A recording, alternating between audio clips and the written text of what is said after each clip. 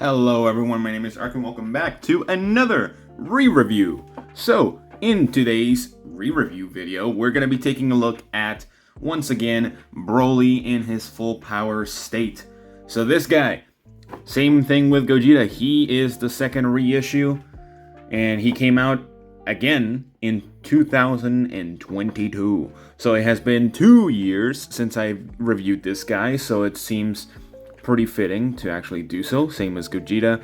They've both been 2 years apart as of this time, which is insane to think about. So, nothing much else to say. Let's just get them out and let's take a look at them one more time.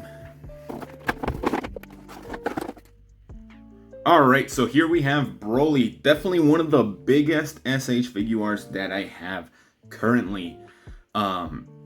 So this guy, again, is the second re-release. This guy doesn't have the foot markings over here, but he does have it on the ba ear. You can see there's only 3 dots instead of the 4, so meaning it's the re-release or the reissue of this guy. And honestly, I'm very fond of this guy because he is quite good, and he is one figure that definitely inspired the engineering, the figure engineering for the newest Super Saiyan Goku. And actually, it's a great way to segue as to why. So, I have him right here. I have Goku right here. You can definitely tell the difference in height is outstanding. This guy is an absolute beast.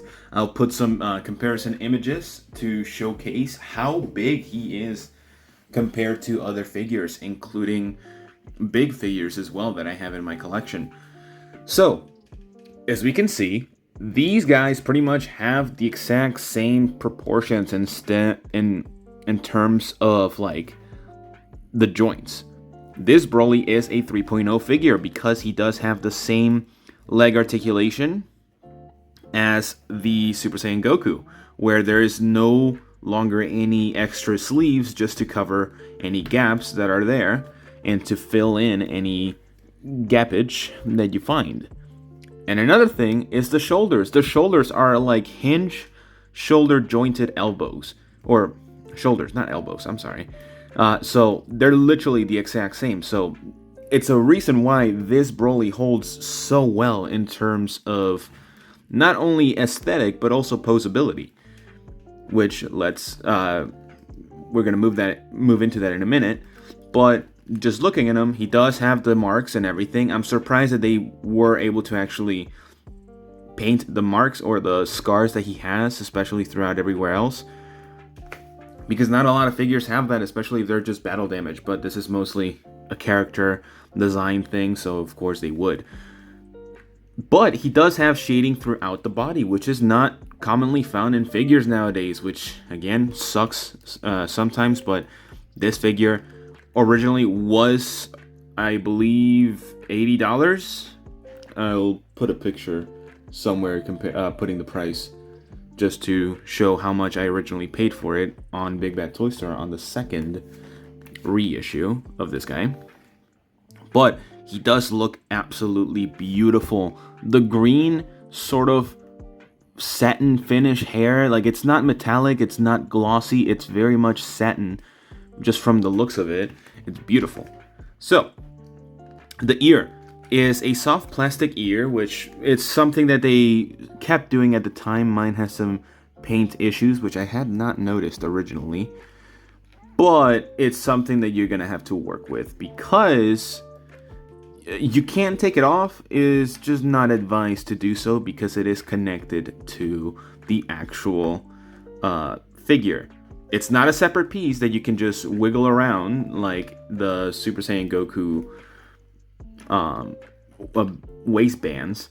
It's like actually embedded onto the figure, which honestly I have no issue with that. I just wish that one day we get a new figure of this guy with a soft fabric or soft goods version instead, which will be great, don't get me wrong, but for now he will have to do like this. Okay, so moving into articulation, I'm gonna have to move it up a little bit just to show you. So in terms of the face, he does have a double ball joint peg on the head, which allows him to move forward that much with literally no issue, which is awesome. He can look forward that much. He won't be able to look up because of the hair, which kind of sucks, but he can look side to side about that much for each one of those. And you can swivel his head to the sides and again back and forth. Ball jointed neck always works well. And he does have the neck to help him move a little bit. You can see that the neck actually moves inward when you put his face all the way in. So it does help him with the range of movement. So glad that it's not just a solid neck with the traps. So that's great. Shoulders, they're very similar, almost identical as the Super Saiyan Goku's, which again, this is where that figure got this from. But the cuts are a little bit different. Again, I have the figure next to me. The cuts are a little bit different where Goku is actually able to put his whole shoulder over, while Broly, not really. So you can definitely see the difference in how they have improved the cutouts of some figures, which is great to see them improving, but also sometimes not willing to improve at all, but that's great. This Broly just kind of gets blocked a little bit by his boobs, so that's fine in my opinion, but he can still move pretty well, almost get his arms all the way across by just using the shoulder, the butterfly joints, which is awesome. And of course, T-pose on anyone that you want to do. Perfect way to T-pose, and of course a 360-degree rotation for that. He does have a bicep swivel. It does get blocked a little bit on this side, so it's not a full 360. He does have a double jointed elbow, which looks pretty good to this date. And of course, the ball jointed wrist. It's not a ball hinge, which is great. It's a ball... Wait, is it a ball hinge? It's a double ball joint, so that's great. I wish they did more double ball jointed wrists, but I can definitely see why they don't. It's just annoying sometimes trying to get the right poses when the joint is just twisted to the wrong side. Ab crunch, almost. Oh, it actually does work a little bit better than I thought. He can go forward that much. He can go backwards this much. Not bad, pretty good overall. The splits, you can still get those splits all the way out. Even if you have the soft goods, the slits that they made are actually perfect for what it does. And he can kick forward about this far with the soft goods blocking him. And of course, backwards this much. He does have sculpted butt cheeks. So yes, you're going to have some issues trying to get those back, but not that big. Double jointed knees look great, a little bit further than 90 degrees. That's awesome. He does have a thigh swivel, which is awesome for both legs. And of course, the feet are on ball hinges. Actually not ball hinges, just hinges on its own. You can pivot to the side pretty well. Kind of squeaky on mine, but whatever. I'm not going to be moving the feet that much. And the toe joint, God, that was hard. I feel like some of the paint got stuck on there, but it's not a pretty one, to say the least, but it works to some extent. I'm probably not going to be moving that much, the toe joints, but it works. So, in terms of articulation, he has some great articulation till this date, which is surprising to say the least because he came out in 2019. And honestly, that just shocks me even more. I think he was originally 2019. If not, I'll correct myself.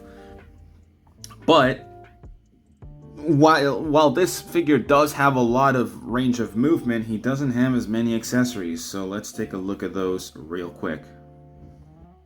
Alright, so for accessories, he only comes with 2 separate sets of hands and 2 different faceplates. I kind of wish they would have included a blast effect for this Broly, especially when the other Brolys don't even have one, especially the re-release of, or the original release of the Ikari form Broly, Grade 8 form Broly with the Super Saiyan head, and the San Diego Comic-Con, or was it San Diego Comic-Con? It was.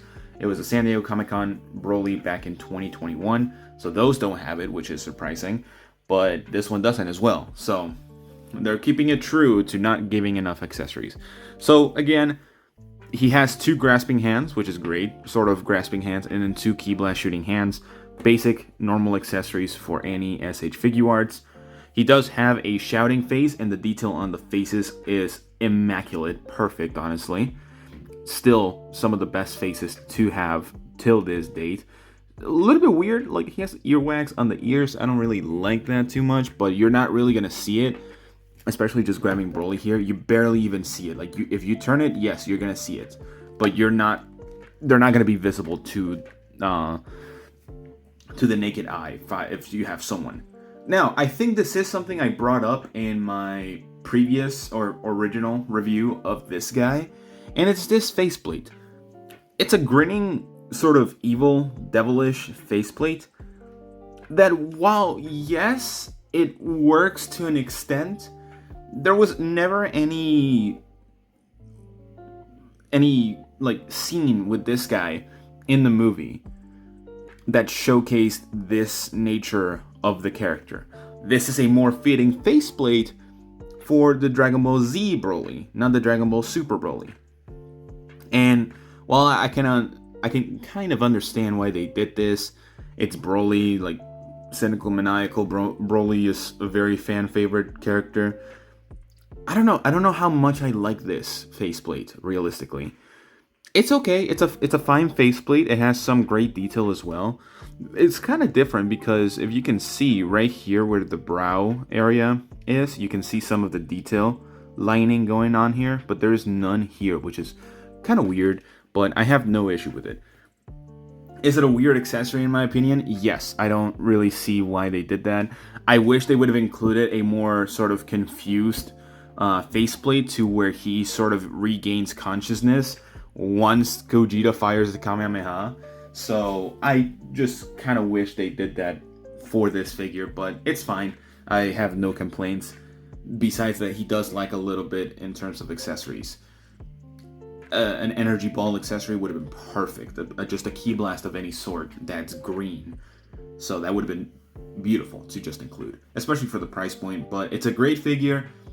Definitely one of the best ones to get, and still very expensive till this date. I'm pretty sure there is already bootlegs of this guy. There has been for a while. So if you are on the lookout for this guy, just be careful of those. So, leading into my final thoughts. I'm honestly going to give this guy a high score. Originally, I have given this figure a 9 out of 10, and I think I'm going to stick with that. It is a high score still, mainly because this figure still holds up till this date, in my opinion. I think it's a very good figure to have in your collection, especially if you're a BROLY fan and an even bigger BROLY fan of the Dragon Ball Super BROLY. But yeah, honestly, I'm still so pleased with what this guy is nowadays and how he has held up in terms of not only the aesthetic, but also the paint job, the articulation, the size, the girth of everything he has. It's amazing. Now, if you are gonna get this guy, I already kind of mentioned this already. He is quite pricey on the aftermarket or the secondhand market, but not as pricey as he used to be. I remember this guy being upwards $250 on the aftermarket back in 2021, before he had a re-release. And honestly, I'm glad that I didn't pay that. I paid around $95 through Big Bad Toy Store because of shipping and taxes. So I think that's a very good deal, especially since it was the re-release. So I wouldn't pay any more upwards than probably $120. Right now, there's a bunch of listings for this guy on eBay and other secondhand market websites for around $130+. So if you're able to find a great deal on this guy, I would say take it, especially if you're missing him in your collection. It's a perfect pairing for Gogeta Blue that we just re-reviewed recently. But yeah, that is all the time I have for you guys today. Let me know what you guys think about this BROLY. Do you still like him? Do you not use him as much anymore? Do you have him? Do you not have him? Are you wanting to get them for a really good price? Because I definitely do hope you are. So yeah, that is all the time I have for you guys today. So I will see you all in the next one. Bye-bye.